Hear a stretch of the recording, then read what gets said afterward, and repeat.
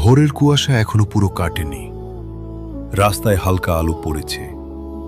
এক কোণে দাঁড়িয়ে আছে একটা সাইকেল রিকশা। চালক কাকু ধীরে ধীরে প্যাডেলে পা রাখলেন। ঘণ্টার টুংটাং শব্দে যেন শহরটা ঘুম থেকে জেগে উঠল।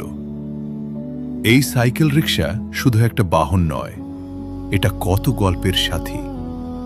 কখনো স্কুলে যাওয়া ছোট্ট বাচ্চার হাসি, কখনো বাজারের ভারী ব্যাগ হাতে মা, আবার কখনো ক্লান্ত শ্রমিকের নিঃশ্বাস।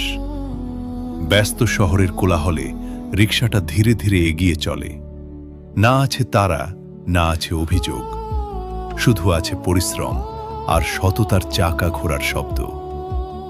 প্যাডেলের প্রতিটা ঘূর্ণনে একটা পরিবারের স্বপ্ন জড়িয়ে থাকে।